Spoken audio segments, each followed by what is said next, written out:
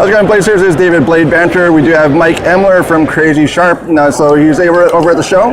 So I was able to meet up with him. Great guy. So we'll talk about some of the things going on. But first off, we'll talk with him as far as an icebreaker question. Not that he needs it, but 1 through 25. Give me a number 1 through 25. Number 1 through 25. 16. Number 16. Seen anything that made you smile recently? Anything here at the show? Anywhere. I mean, just something that really kind of stuck with you. Something that saw that made me smile is there's people at the show that know me that that are like celebrities to me in the knife world. Elijah Isham, that's the one that made me smile. And actually the best was Jake. Is it Jake over it? Yeah. Jake, I'm drawing a blank. Microtech. McCoy.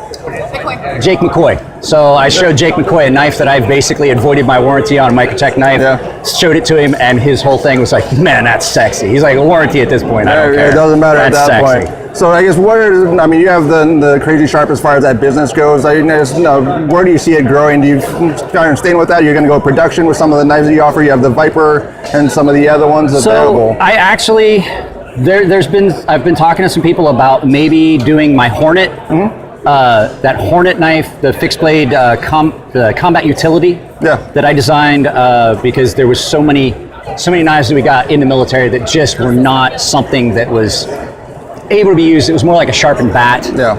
And I wanted something, and so I've talked to a couple people about maybe getting that into production. I don't know about the Viper because is it too near and dear to your heart? It's not that. You don't want to give it's it not up, that. I just don't see that. I just don't see that a really simple Kiridashi style neck knife might sell. Well, that's what I said before I made it, and before Elliot Williamson told me, he's like, you could probably sell that. So at this point, I've made, I think, 60 of these.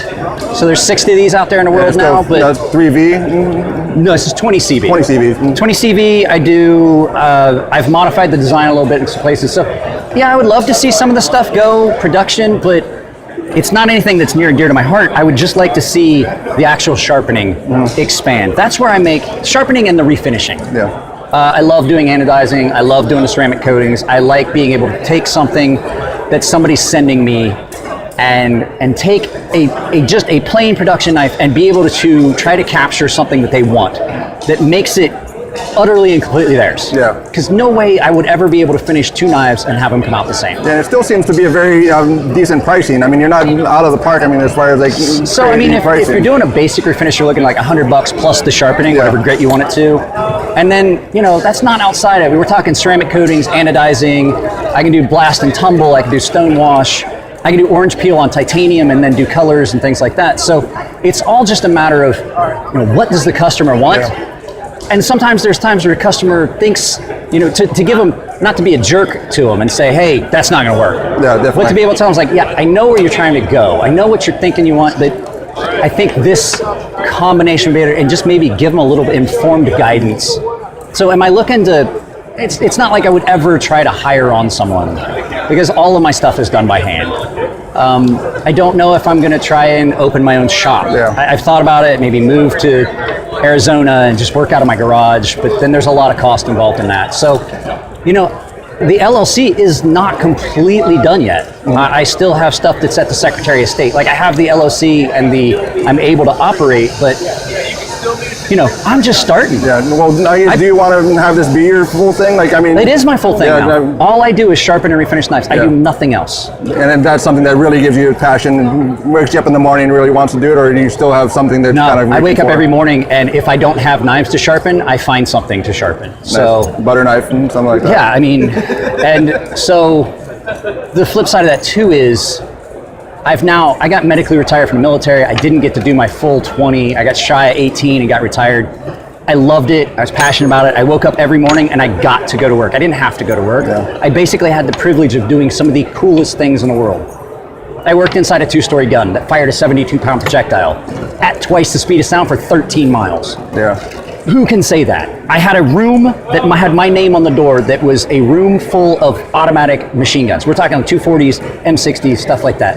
Yeah. And that got taken away, and now I've found something else that I'm every bit as passionate about. And that's a great thing. And I wake up every morning and I get to do something that I truly, truly love. And you don't find that very often. So people get up every morning. A lot of people, and they get up and then I gotta drag themselves out of bed and get off to work and everything. I work Monday through Saturday. The only reason I take Sunday off is I have to spend time with my family. Yeah, and that is important. I mean, that's where you're doing all the work for, is the family side. I mean, and the fact that I work at home is awesome. But as far as like how could I expand the business? I really don't think I can. I think what had just happened is that I'm going to continue to offer the same service, but the lead times might be out. Right now, I can get knives in. I had a box of 18 knives come in, got them done and out the door in a week. But that was with other customers, and that's all by hand.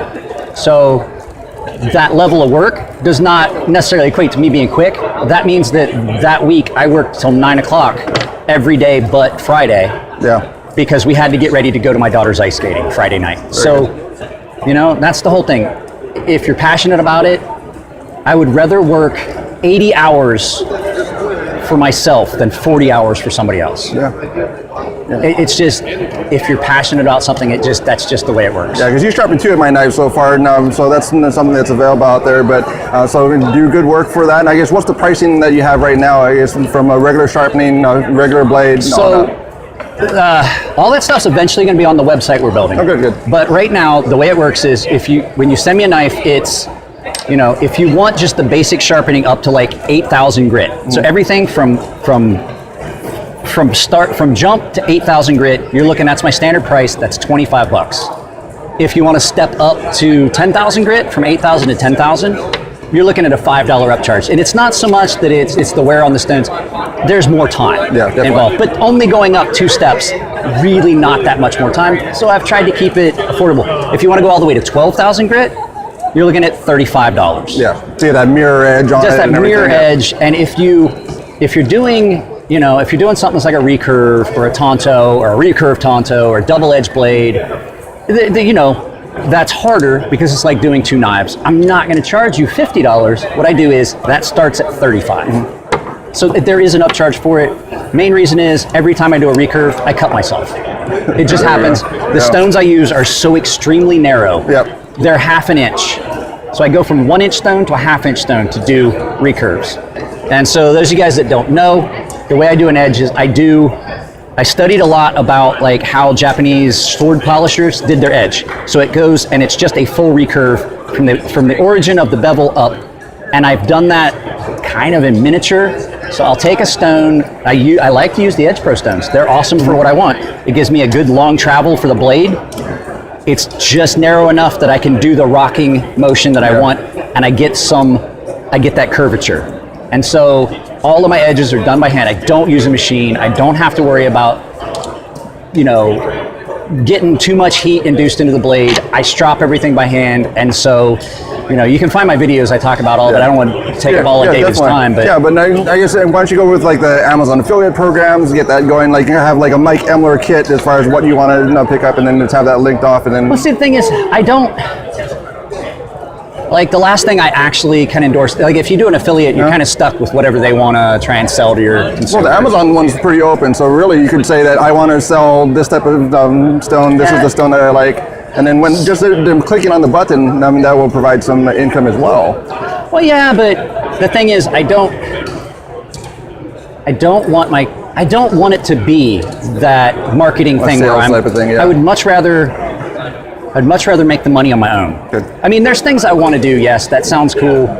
I want to design a knife and get it in production, and that's passive income, but I also don't want, I already put ads in my videos. I don't want my subscribers to think that it's all just about making money. That's not what the YouTube channel's about. That's why there's other stuff. We have family vlogs, trips.